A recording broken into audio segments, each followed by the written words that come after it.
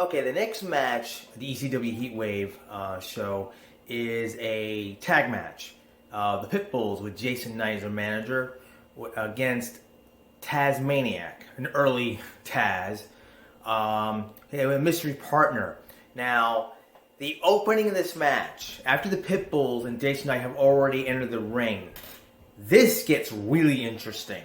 Now, I brought my late father, Robert Frederick, with me ringside. He had, I don't know if you ever attended a wrestling show. He always talked about, he always had an old love for wrestling. My mother's parents were from Philadelphia. They went to the old Philadelphia Arena. My father had a big love for wrestling. My father's too big. He was a big fan of WWF legends Ivan Putski and Chief Jay Strongbow. Now, I don't think he ever said if he went to a wrestling show himself. The Philadelphia Arena, Spectrum, I'm not really sure. But I brought him to the ECW Arena for this, July 16th, 1994, the Heatwave show. And I got front row.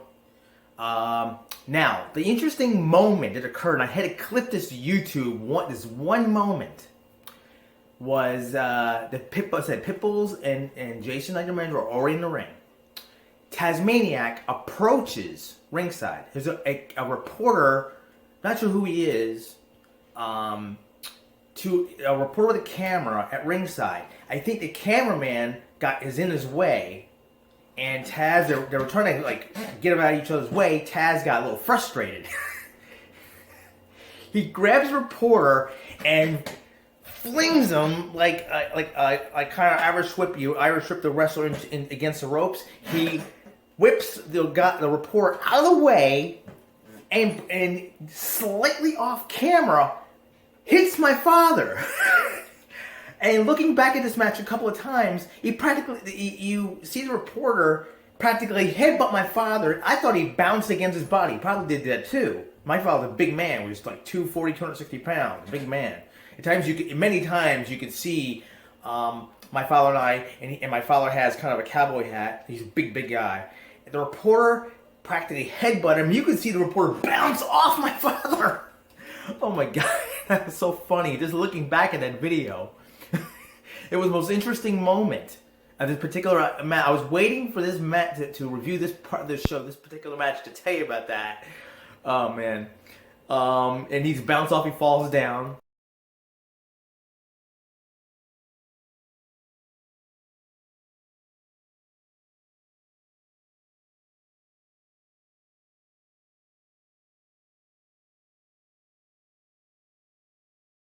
Taz enters the ring.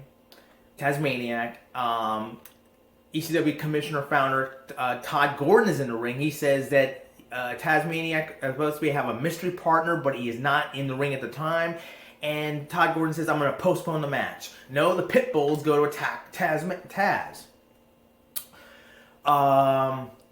Now it gets more stranger. Who is Tazmaniac's partner going to be? While Pitbulls are really taking out Taz, they're kicking his ass, laying him out in the ring. There's one particular wrestler who in the aisle leading up to the ring, it was so crowded I couldn't see who it was. But Mr. Hughes, Roughneck Mr. Hughes, the partner, kind of a bodyguard or associate of Shane Douglas, he came down and prevented whomever. You couldn't see who it was. He starts pounding on a guy. Then comes, I had to watch this a couple of times to get it from accurate. 911, big guy named Al Poling. 911, huge guy, known for his choke slam a lot of people. I saw approaching. 911 was approaching, and he fought with Mr. Hughes. Then there was two others, Chad Austin and Rockin' Rebel. Now 911, I think he came out. Now there's a moment that 911 is fighting. 911 got past Mr. Hughes. Now they had a kind of pounding confrontation, fist fight confrontation. He got past Mr. Hughes. 911 approaches ringside, and he fights with Chad Austin and Rockin' Rebel, and he goes to practice choke slam Austin and Rockin' Rebel. Mr. Who comes with a chair and knocks down 911, and Mr. Hughes over and over pounding 911. This big guy. Okay, now finally a tag team partner appears, Sabu. And Sabu's supposed to have a match with the ECW Heavyweight title against Shane Douglas later that night. Sabu, he comes out, takes out Mr. Hughes, and he quickly gets in the ring, and both Tazmaniac, Sabu, they go fighting with the Pitbulls. Everything they throw, everything happens. I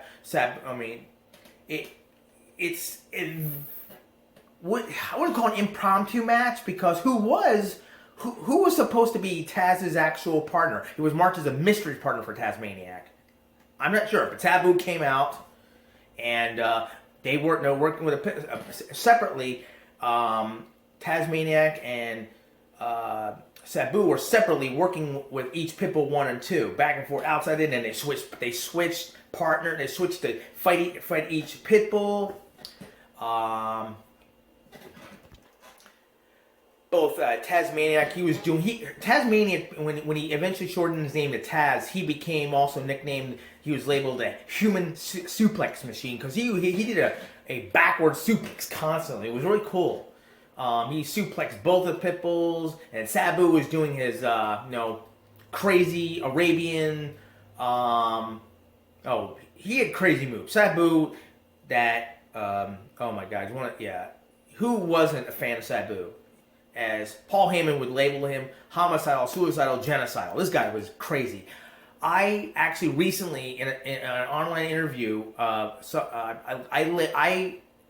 would label Sabu, and Sabu agreed with me, just as that interview, like a Q&A with the fans, agreed with me. I called him the Evel Knievel of wrestling, because Sabu was downright crazy. His moves were crazy. Oh man, he sacrificed his body for the fans. What didn't he do? He's so many times seriously injured. I don't know how he didn't break every bone in his body the way he did. But they competed against the Pitbull. They took out the Pitbulls themselves, and Tazmaniac eventually I believe he pinned Gary Wolf, because he had the longer hair. Where the second Pitbull, he was bald. So it was Taz pinning Pitbull Gary Wolf. I believe it was number 1. So how that match ends, Taz left him alone in the ring, and he eventually leaves. So it was Sabu and Tazmaniac defeat the Pitbulls. But I had this was a wild opening, let alone a match itself, that Sabu had to help come out and help Tazmaniac. It just did not. Mr. Hughes and 911, and then in the opening incident with Tazmaniac throwing a reporter into my father. Oh, it was wild.